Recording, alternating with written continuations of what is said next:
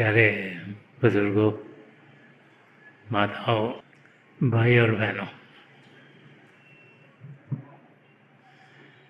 अध्यात्म का रास्ता वो रास्ता है जो महापुरुष हमें हजारों सालों से समझाते चले आए हैं।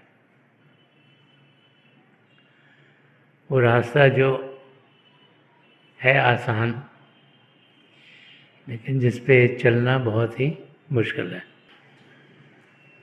और जब भी महापुरुषों के वचनों को समझने की हम कोशिश करते हैं तो उनके वचनों के ज़रिए हमें कोई ना कोई नया रास्ता दिखाई देता है, जिसके ज़रिए हम अपनी मंजिल तक पहुंच पाएँ। महापुरुष जब भी इस धरती पर आए हैं तो जिस माहौल में वो आए, जिस कल्चर में आए, उसी के एग्ज़ाम्पल्स के ज़रिए उन्होंने हमें समझाया है कि हम इस धरती पर करने के आए हैं और हम जिस दुनिया में जी रहे हैं इसको समझें कैसे, और जो असली काम है जो हम करने आए हैं वो है क्या। इंसान जब धरती पर जीता है, जब इस माया की दुनिया में जीता है, तो जो कुछ वो इंद्रियों के ज़रिए ग्रहण करता है उसी को असली समझना शुरू कर देता है। तो महापुरुष समझाते हैं कि माया की दुनिया है और जिस जिस समय में वो आए वो एग्ज़ाम्पल्स अपने टाइम्स के लेकर जब भी उन्होंने अध्यात्म का रास्ता समझाया तो जो वो उस समय कह गए वो आज भी जब हम समझने की कोशिश करते हैं तो हम देखते हैं कि हमें फिर रास्ता आसानी से समझ में आना शुरू हो जाता है। तो संत दर्शन सिंह जी महाराज, जिन्होंने बहुत से महापुरुषों की ज़िंदगी को बड़ी ध्यान से समझा,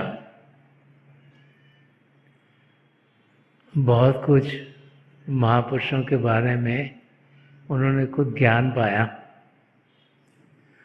और फिर महापुरुषों की जो टीचिंग्स हैं, जो रास्ता महापुरुषों में दिखा गए हैं, उन्हें चंद शब्दों में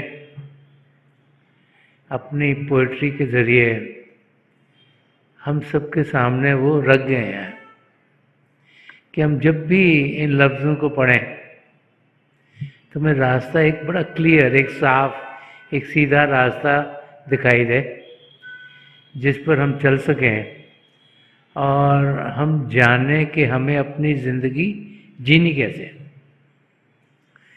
अगर कोई रास्ता दिखाने वाला ना हो तो फिर इंसान को समझ में नहीं आता कि उसे करना क्या है। और संत दर्शन सिंह जी महाराज ने बड़े प्यार से, आराम से, सफाई से जो मकसद हम सबका है इस धरती पर आने का, उसको पूरा कैसे किया जाए वो समझाया। उनके लिखे हुए चंद लफ्ज़ मैं आज लेना चाहूँगा, जिनके ज़रिए संत दर्शन सिंह जी महाराज हम समझा रहे हैं कि एक महापुरुष की जो टीचिंग्स हैं, जो उनका रास्ता है, वो हमें मददगार कैसे होता है। उनके रास्ते से हमारी ज़िंदगी में रोशनी कैसे आती है, उनके रास्ते से कैसे हमारी ज़िंदगी जो हमें लगता है दुख दर्द से भरी हुई है, उस ज़िंदगी में कैसे बाहर आती है। तो संत दर्शन सिंह जी महाराज फरमा रहे हैं कि तेरा प्याम है या नगमा बहारी है। तो मैं समझा रहे हैं कि जो महापुरुषों की जो टीचिंग्स हैं, जो रास्ता दिखाते हैं, वो एक बसंत ऋतु के माफक है, एक बहार है। और जैसे कि इंसान जब खुश होता है वो गाना शुरू कर देता है, कि बहारों के वो नगमे हैं जो इंसान हर वक्त गुनगुनाता है और उस चमन में पहुंच जाता है जिसमें हर एक चीज़ खिली हुई है, जिसमें खुशियाँ ही खुशियाँ हैं। जब बसंत ऋतु आती है तो इंसान को समझ में आता है कि भी पतझड़ ख़त्म हो रहा है, मौसम अच्छा हो रहा है। जब स्प्रिंग टाइम आता है तो सब खुशी से बाहर निकलने की कोशिश करते हैं और मौसम को अनुभव करने की कोशिश करते हैं।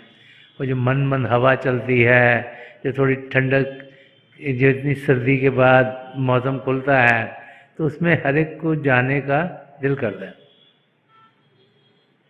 तो वो एग्ज़ाम्पल लेके हमें समझा रहे हैं कि जो महापुरुष हैं, जो उनका पैगाम है, जो उनकी टीचिंग्स हैं, जो रास्ता वो हमें दिखा रहे हैं, वो ऐसे है कि हम जो कि अंधेरी रात में थे, हम जो सिकड़ गए थे, हम जिन्हें प्रभु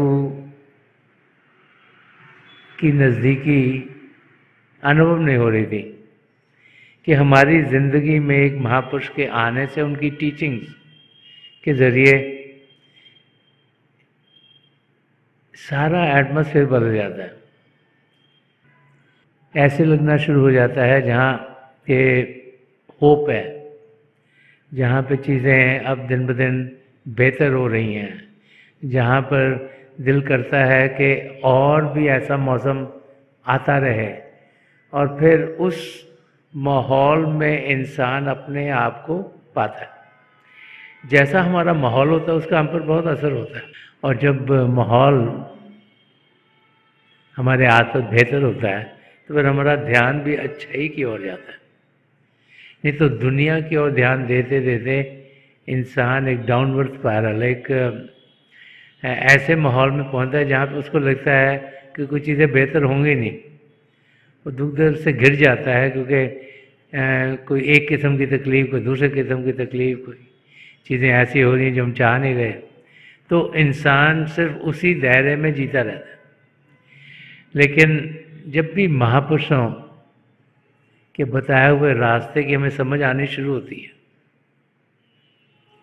तो फिर एक जैसे अंधेरी रात में रोशनी दिखनी शुरू हो जाती है।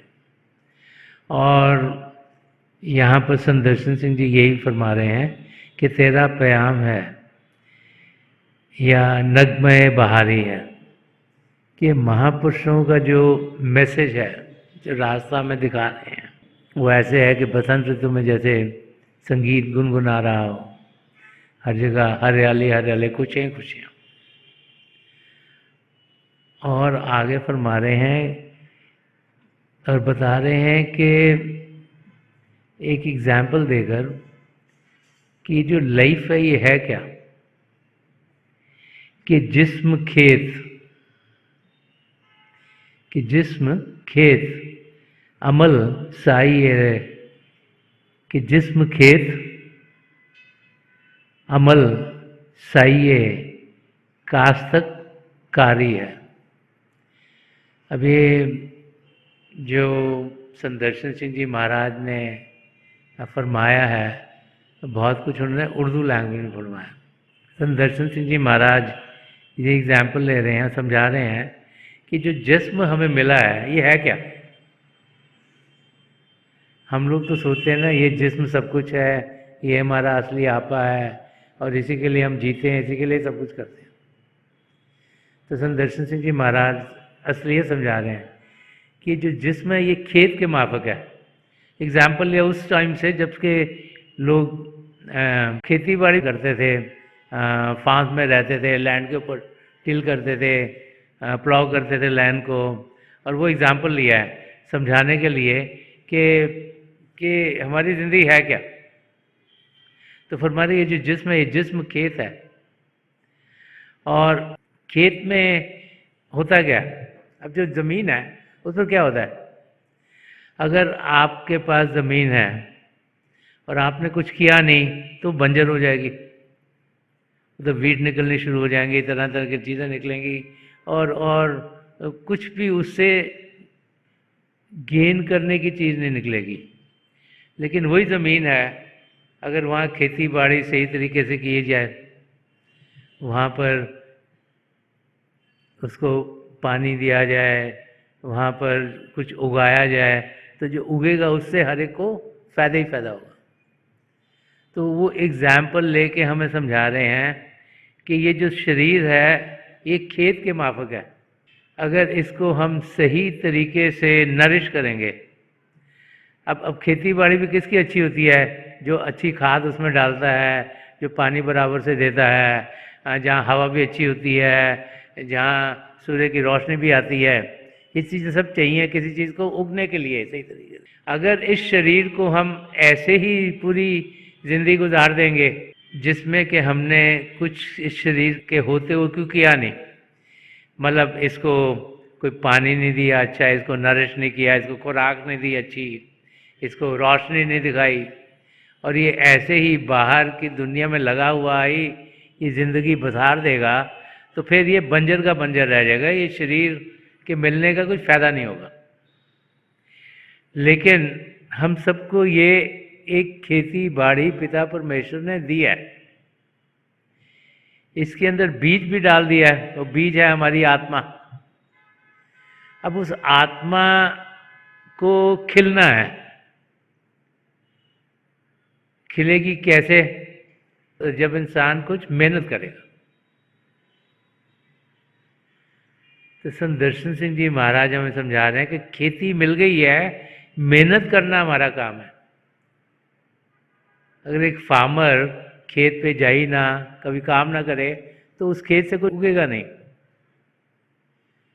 और उस खेत से कुछ पाने के लिए जो ये मानव चोला मिला, हमारी आत्मा जो 84 लाख जिया जिनमें भटक रही है, अब प्रभु को बड़ी दया आई हम सब पर, हमें मानव चोला दिया, ये शरीर दे दिया, ये खेत दे दिया, तो ये आप खेत ले लो, या आप खेत ले लो, या आप खेत ले लो, सबको खेत दे दिया एक एक। अब खेत फलेगा किसका? तो एक वाक़या है कि दो फार्मर्स थे, दो किसान थे, बड़े दोस्त थे आपस में। तो दोनों की ना ज़मीन पास पास थी, तो एक दूसरे को बड़े वो बातचीत करके दोस्ती थी उनकी, सोच समझ में चीज़ें किया करते थे। अब जैसे जैसे उम्र बढ़ती है, ख्यालात भी थोड़े थोड़े बदलते हैं इंसान के। तो जब अगला सीज़न आया कुछ बोने का, तो एक दोस्त ने कहा कि मैं तो यहाँ ना, मैंने बड़ा सुना है कुछ थोड़ा जगह मैं अनाज उगाऊंगा, कहीं पे मैं फल उगाऊंगा, कहीं पे सब्जियाँ उगाऊंगा।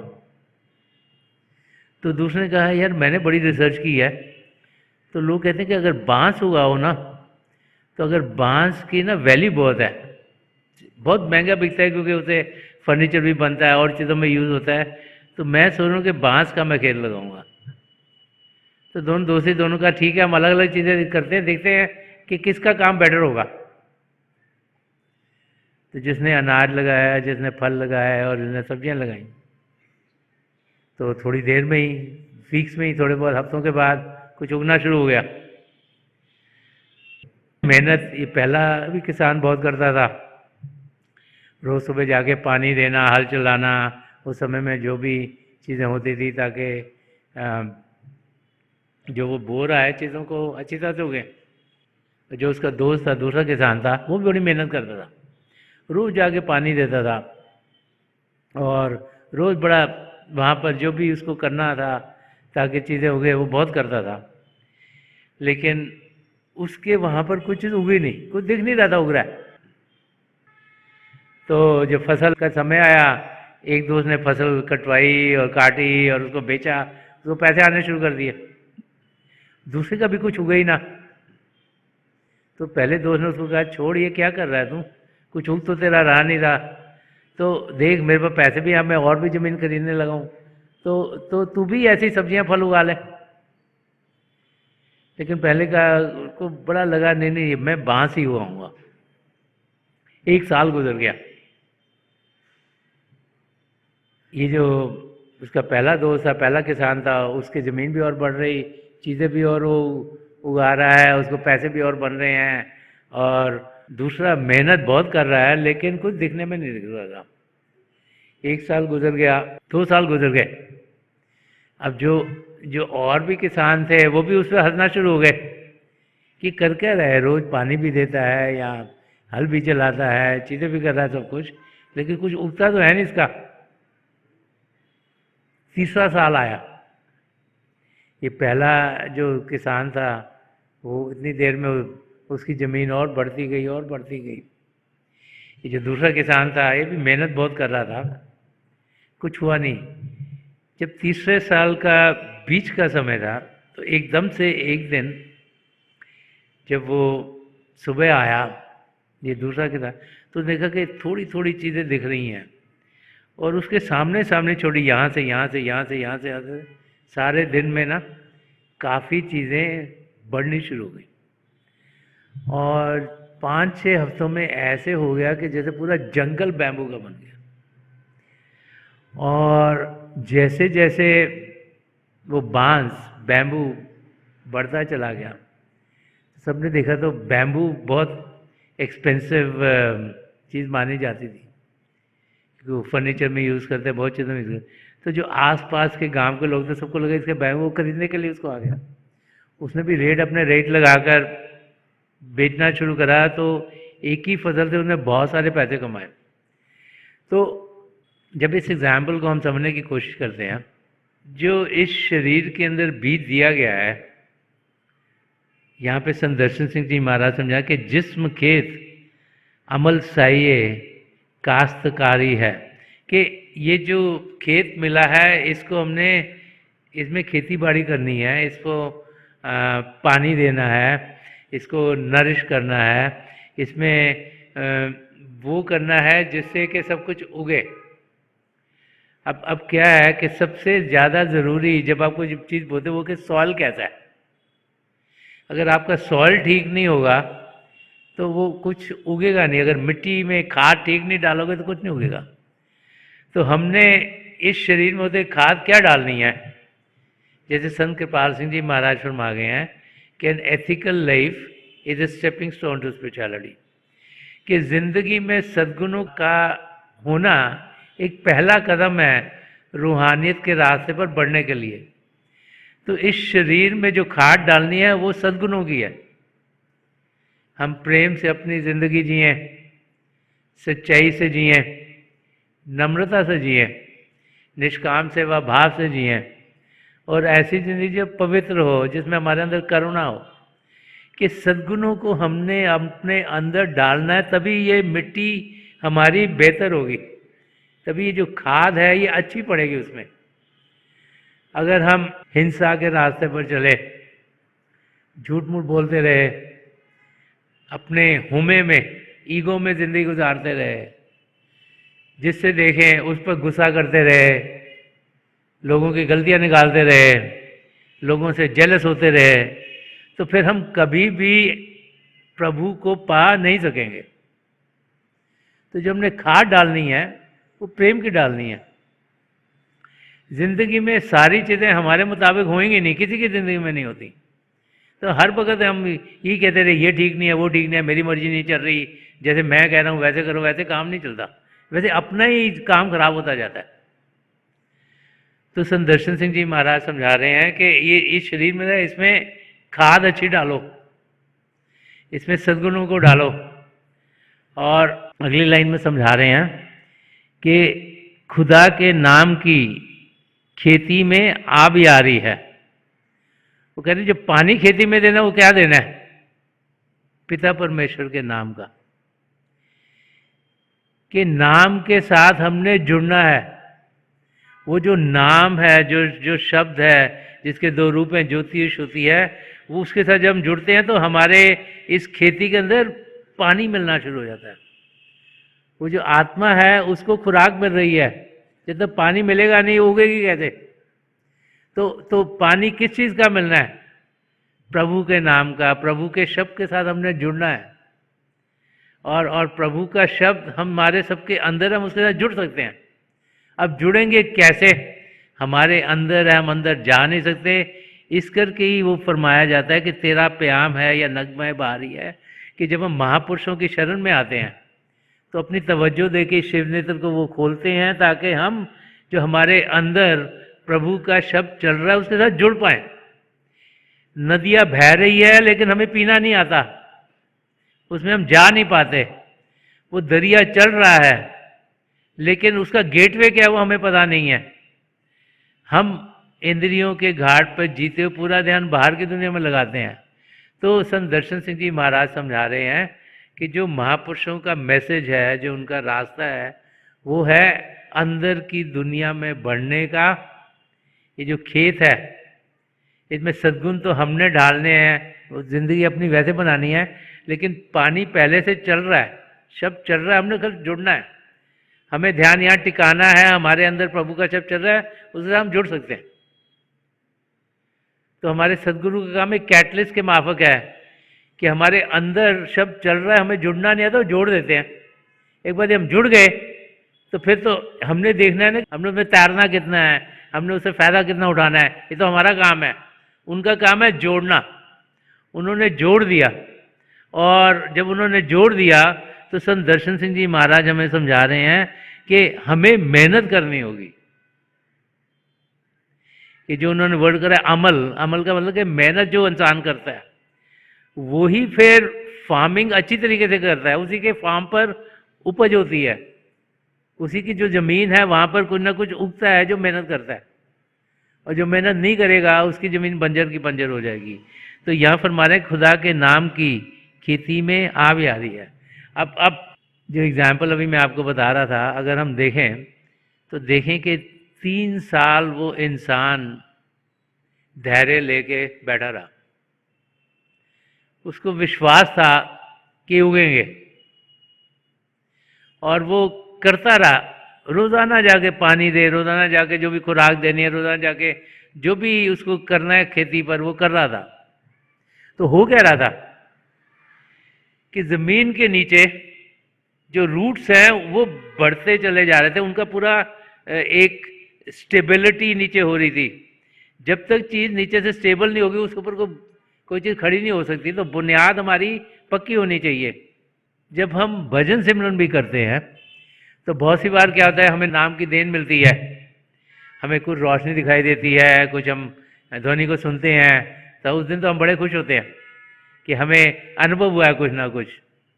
उसके बाद जो हमें हदायतें दी गई हैं वो हम पूरी करते नहीं, सद्गुणों को ज़िंदगी में ढालते नहीं। ज़िंदगी अपनी पुराने तरीके, जितनी बारी मर्जी सोचते हैं कि मुस्कुरा के बात करें, हंस के लोगों से बातचीत करें, मिलें प्यार से, सबकी गलतियां ना निकालते रहें, पॉजिटिव लाइफ जिए, वो जीते नहीं हम। कोई इंसान की कुछ ऐसी आदत है कि वो बस जब सोचता है मैं दुखी हूँगा तो खुश हूँगा, पता नहीं क्यों। ये नहीं सोचता कि खुश हूँगा तभी खुश हूँगा, वो दुखी होता रहता है, हर एक चीज़ में दुखी, इससे भी दुखी, उससे भी दुखी, उससे भी दुखी। तो ऐसा इंसान कैसे खुश होगा? तो हमें अपना एटीट्यूड बदलना है, वो हम बदलते नहीं। फिर हम अभ्यास करने के लिए बैठते हैं, एक दिन बैठे, 2 दिन बैठे, बीच में कोई ना कोई रुकावट हो गई, नहीं बैठे, फिर सोचे चलो अगले हफ्ते बैठ जाएंगे। फिर कभी बैठे कभी नहीं बैठे, कहते ओहो को तो देख ही नहीं रहा, क्या करना है, मेहनत नहीं करते। अब वो इंसान 2.5-3 साल मेहनत करता रहा तो एकदम बैम्बू सारे निकला है ना बाहर के। तो संत दर्शन सिंह जी महाराज समझा रहे हमें भी मेहनत करनी है। तो एक दिन अचानक हम देखेंगे कि जगमग जगमग हो जाएगा, रोशनी रोशनी हो जाएगी, ध्वनि के साथ हम जुड़ेंगे और ऐसे एटमॉस्फेयर में पहुंच जाएंगे जहां आनंद ही आनंद है, खुशी ही खुशी है। लेकिन उसके लिए मेहनत करना हमारा फर्ज है। उन्होंने हमें जोड़ दिया, क्योंकि अगर हम जुड़ेंगे नहीं तो हम कुछ भी करेंगे कुछ फायदा नहीं होगा। तो उन्होंने मेन काम तो कर दिया, हमें जोड़ दिया है, लेकिन कुछ मेहनत करना हम सबका फर्ज है, और बाकायदगी से हमें मेहनत करनी चाहिए। ये हमें संत दर्शन सिंह जी महाराज फरमा रहे हैं, और फरमा रहे हैं कि खुदा के नाम की खेती है आब यारी, इसी से गुलशने हस्ती में लालाकारी है। लालाकारी होता है जो ब्लूमिंग है। तो कह रहे कि जो इंसान अंदर में शब्द के साथ जुड़ेगा और उसका पानी देगा अपनी खेती में, उसी का जो गुलशन है, उसी का जो गार्डन है, उसमें हर एक चीज़ खिलनी शुरू हो जाएगी। तो हमारा गार्डन क्या है? जिसमें कि हमारी आत्मा ने खिलना है। तो जैसे जैसे हम अपनी ज़िंदगी में सद्गुणों को ढालते हैं, हमारी बेस बनती है, जो रूट सिस्टम है वो स्ट्रांग हो रहा है हमारा। जब तक रूट सिस्टम स्ट्रांग नहीं होगा तब तक हम बढ़ नहीं पाते। फिर जबकि हम सब के साथ जुड़ते हैं, हमें पानी मिल रहा है, और पौधे को और क्या चाहिए? सनलाइट चाहिए, रोशनी चाहिए, वो हमारे भीतर है। जब हम रोज़ आना अभ्यास करते हैं, रोशनी के साथ जुड़ते हैं, ज्योति के साथ जुड़ते हैं, ध्वनि के साथ जुड़ते हैं, तो हमारी जो आत्मा है उसको और खुराक मिलती जा रही है। और क्या चाहिए? हमें हवा चाहिए। तो हवा क्या है? अपने सद्गुरु की दया में, उनकी दया दृष्टि, प्रभु की दया तो हम सब पर है ही, क्योंकि प्रभु की दया में ना होती तो हम यहाँ होते ही नहीं, किसी भी योनि में घूम रहे होते। तो प्रभु की दया दृष्टि हम सब पर है, इसीलिए हम इस योनि में हैं, ये। और उसके साथ साथ जब हम अपने सद्गुरु की दया मेहर को पाते हैं तो हम देखते हैं कि हमारे को उभार मिलता है। इसीलिए हमें समझाया जाता है कि हम सत्संगों में जाएं और महापुरुषों के दर्शन करें। तो दर्शन करने का क्या एडवांटेज क्या है? मतलब क्यों करना चाहिए? कि उनकी दया की दृष्टि हम पर पड़े तो हमारा जो समझ है वो सही होती चली जाए, ताकि हमें जो रास्ता उन्होंने दिखाया है उस पर हम चलें। ये नहीं यहाँ से सुना यहाँ से निकाल दिया और सब कुछ होते हुए फिर दुनिया के कामों में लगे रहे, तो समय तो गुजरता जा रहा है। तो जब हम सत्संगों में जाते हैं तो हमारा बार बार बार ध्यान प्रभु की ओर किया जाता है, बार बार बार। जब दर्शनों के लिए हम जाते हैं तो जब हमारे सद्गुरु की नजर करम हम पर पड़ती है तो जो मन माया के पर्दे जो दुनिया के कामों को करते करते हम पे चढ़ जाते, वो हटने शुरू होते हैं। तो संत दर्शन सिंह जी महाराज हमें यही समझा रहे हैं कि खुदा के नाम की खेती में आब यारी है, इसी से गुलशन हस्ती में लालाकारी है, कि अंदर में शब्द के साथ जुड़ना ही बहुत ज़रूरी है। अगर हम जुड़ेंगे नहीं तो फिर हम अपनी मंजिल तक कभी पहुंचेंगे नहीं। जो हम करने के लिए आए हैं वो हमारा कभी पूरा होगा नहीं। और आगे फरमा रहे हैं कि अमल से जीस में रंगे बहार रहता है। अमल हो गया हार्डवर्क, कि अमल से जीस हो गई लाइफ, जिंदगी। कि जो इंसान मेहनत करता है वो अपनी मंजिल तक पहुंच जाता है। कि अमल से जीस में रंगे बहार रहता है। रंगे बहार हो गया कलर्स ऑफ स्प्रिंग, के स्प्रिंग के जो रंग हैं, जो बसंत ऋतु आती है, जो उसकी खुशियां हैं, जो उसका आनंद है, कि मेहनत करके ही हमारे को फल मिलता है। ये जो 6 लाइन्स संत दर्शन सिंह जी महाराज ने कही हैं, इसका मेन जिस्ट हमें यही समझा रहे हैं कि हम मेहनत करें।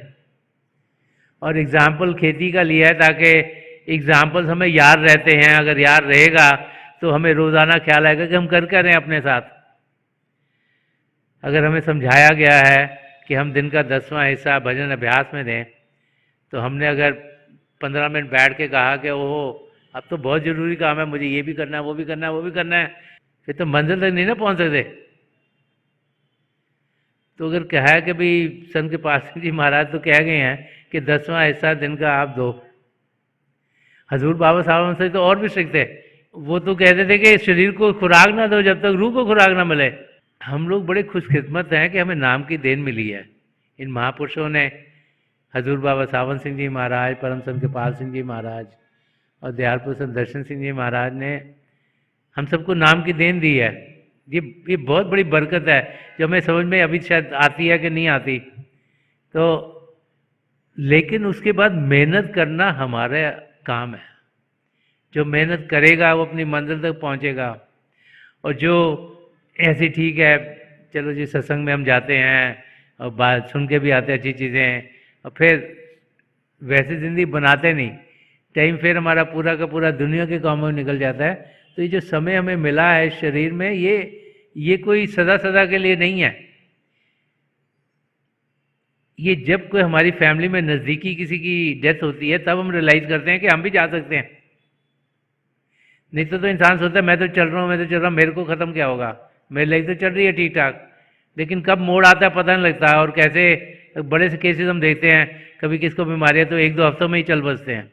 तो जब जिसने जाना उसने जाना है, कोई ना कोई सर्कमस्टांसेस वैसे ही बन जाते हैं कि भाई उस समय पे इंसान को जाना पड़ता है। तो कितना समय हमारे पास हमें मालूम नहीं, तो जितना समय उसका तो हम पूरा फ़ायदा उठाएं। तो यहाँ फरमा रहे कि अमल से जीस में रंगे बहार रहता है। तो वो फरमा रहे हैं संदर्शन सिंह जी महाराज के जो लोग मेहनत करते हैं उनकी ज़िंदगी में ही बहार आती है। तो जब ज़िंदगी में बहार का मतलब वो अपनी मंजिल तक पहुँचते हैं, उनकी आत्मा में उभार आता है, उनकी आत्मा अंदर की दुनिया में उड़ान करती है, उनकी आत्मा अंदर में सबके साथ जुड़ते हुए अंदर के मंडलों को पार करते हुए पिता परमेश्वर में जाकर लीन होती है। क्योंकि ज़िंदगी का मकसद है अपने आप को जानना और प्रभु को पाना। तो अपने आप को जानने का मतलब कि हम जाने कि हम शरीर नहीं, हम आत्मा है। और प्रभु को पाने का मतलब कि आत्मा प्रभु में लीन हो ताकि 84 लाख जिया जो उनसे छुटकारा मिल जाए। इसी मकसद से ये मानव चोला मिला है और इसमें सब पदार्थ पिता परमेश्वर ने दिए हैं ताकि हम अपनी मंजिल तक पहुंच सकें। तो संत दर्शन सिंह जी महाराज एग्जाम्पल के जरिए समझा रहे हैं कि हम मेहनत करें, हम जो हिदायतें हमें दी गई हैं उनको पूरा करें। और अखीली में फरमा रहे हैं कि अमल से जीस में रंगे बहार रहता है, हजूम में रहमते परवरदिगार रहता है। तो फरमा रहे हैं कि जो जो प्रभु की दया मेरा है वो तो असीम है, अनलिमिटेड है, उसकी कोई सीमा नहीं है और वो हर समय हमारे अंदर रहती है। क्यों? क्योंकि प्रभु की तो दया मेरा, तभी तो हम इस रूप में आए हैं, इस चोले में आए हैं। तो उनकी दया मेर हमारे अंदर हर समय बरकरार है, 24 घंटे है। हम कहीं भी रहें प्रभु की दया में हमारे साथ है, हमारे भीतर है। हमें उसके फिक्र नहीं करना चाहिए। हमें ये नहीं सोचना चाहिए कि परमात्मा हमसे नाराज़ हो गए हैं, ये चीज़ हमारी ठीक नहीं हो रही। हमें समझना चाहिए कि प्रभु की दया मेर, उनकी जो ग्रेस है वो हमारे साथ 24 घंटे है, हर समय है। और जो जो हमारे लिए बेहतर है वही हमारी ज़िंदगी में डर रहा है। अगर कोई मुश्किल आई भी है तो ये समझना चाहिए हमारे कर्म कट रहे हैं, ये भी टल जाएगा। और समय के साथ देते हैं हर एक मुश्किल टल जाती है। तो कोई ऐसी मुश्किल नहीं जगह जो टलती नहीं है। मगर इंसान जो घबरा जाता है वो मुश्किल को और बढ़ा देता है। और जो इंसान जिसका फेथ, जिसका विश्वास पिता परमेश्वर में पूरा है, वो किसी भी मुसीबत में से गुजर जाता है और उसकी ज़िंदगी अपनी मंजिल की ओर जैसे जानी चाहिए वैसे जाती रहती है। तो संत दर्शन सिंह जी महाराज हमें आखिर में समझा रहे हैं कि हम सब जानें कि जो प्रभु की दया मेर हमारे अंदर है और वो अनलिमिटेड है, उसके भी कोई अंत नहीं है। जहाँ जहाँ हमें मदद चाहिए पिता पर में हमारे अंग संग हमारे भीतर बैठे हुए हैं, उनसे नज़दीक कोई हो नहीं सकता और प्रभु से ज़्यादा और कोई कुछ कर नहीं सकता। वो हमारे को उन्होंने अपनी शरण में रखा है, हमारी प्रोटेक्शन कर रहे हैं, हमारे को जो चाहिए वो दे रहे हैं और हमें सही रास्ता दिखाई जा रहे हैं। तो हम मेहनत करें ताकि हम उस रास्ते पर चल सकें। तो हम लोग बड़े खुशकिस्मत हैं कि हजूर बाबा सावन सिंह जी महाराज, परम संत कृपाल सिंह जी महाराज, दयाल संत दर्शन सिंह जी महाराज ने हमें प्रभु को मिलने का रास्ता दे दिया है, रास्ता दिखाया है और ये भी समझाया है कि उस रास्ते पर हमने चलने के लिए करना क्या क्या है। अब क्या क्या करना है वो तो समझा गए हैं, करना तो हमारे हिस्से में है। हम जिस भी दौर पर अपनी ज़िंदगी के हैं, चाहे हम बच्चे हैं, चाहे नौजवान हैं, चाहे मिडिल एजड हैं, चाहे हम हमारे अपने बच्चे हैं, चाहे हम बुज़ुर्ग हो रहे हैं, हमें देखना चाहिए कि हम कर क्या रहे हैं, सारा दिन करते क्या हैं। क्या हम जितना समय अपनी मंजिल तक पहुंचना है उसके लिए जितना समय निकालना है वो निकालते हैं कि नहीं निकालते, कि हम सिर्फ कहते हैं हम निकालेंगे, तो सोचते कल से तो ऐसे ही करेंगे, चलो आज का दिन है, आज कोई बात नहीं।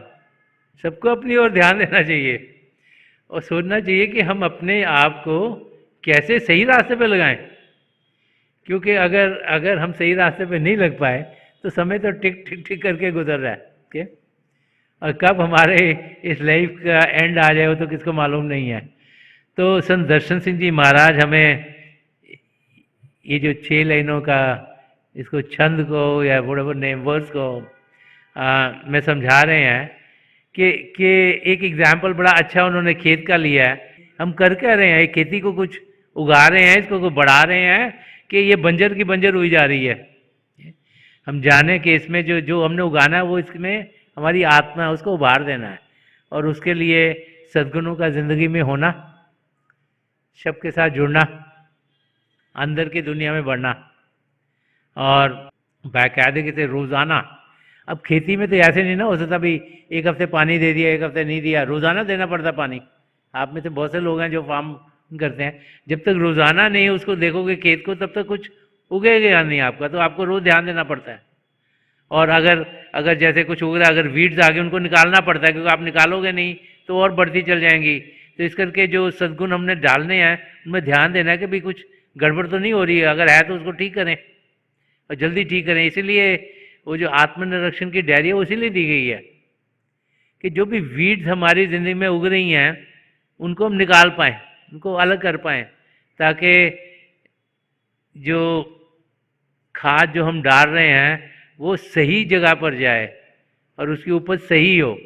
तो संत दर्शन सिंह जी महाराज इस वर्ष के ज़रिए यही समझा रहे हैं कि हम अपने और ध्यान दें, अपनी ज़िंदगी ऐसी बनाएं जिसमें कि हम बाकायदगी से मेहनत करें, तो हम देखेंगे कि ये ज़िंदगी हरी भरी होगी, और यहाँ पर जो हमारा ये बगीचा है जिसमें रूह का खिलने का मतलब है रूह प्रभु के साथ मिल गई है, वो ज़रूर मिलेगी, और उस अवस्था में हम सब पहुँच सकते हैं। तो थोड़ी देर के लिए हम सब अभ्यास के लिए बैठ जाएं, उससे बेहतर और कोई चीज़ है नहीं, और इसीलिए ये बाकायदगी से रोज़ाना करने के लिए महापुरुष हमें सब जागे हैं। आप जहाँ भी बैठे आराम से बैठिएगा, अपनी आंखें बंद कर लीजिएगा, ये आईबॉल्स आपके सीधे होने चाहिए जिसे आप सामने फोकस हो। आंखें बंद करते वो भाई बहन जिन्हें नाम की देन मिली आप सिमरन कीजिएगा। जो भाई बहन नए हैं आप पिता परमेश्वर के किसी भी जाति नाम का जाप कीजिएगा। जाप मन ही मन करना है, ऊंचा नहीं दोहराना। आपके सामने समय के साथ जो जो नज़ारे आपके लिए बेहतर हैं वो दिखेंगे। जो कुछ दिखता है बड़े ध्यान से उसके बीच में देखिएगा, और आप देखेंगे कि उस अवस्था में होते आपको सुकून मिलेगा, शांति मिलेगी, और आपके रोम रोम में आनंद की लहरें फैलनी शुरू हो जाएंगी। मेरी पिता परमेश्वर के चरण कमलों में और जो पिछली संचि के महापुरुष हुए हैं हजूर बाबा सावन सिंह जी महाराज, परम संत कृपाल सिंह जी महाराज, दयालपुर संत दर्शन सिंह जी महाराज के चरण कमलों से यही प्रार्थना है कि जो जो चीज़ें हम सबके लिए बेहतर हैं वही हमारी ज़िंदगी में डलें, उनकी दया में हम सब अनुभव कर पाएँ और हमारे कदम अपनी मंजिल की ओर तेज़ी से बढ़ें। थोड़ी देर में मैं आपको इस बैठक से उठाऊँगा और मेरी शुभकामनाएं आप सबके साथ हैं।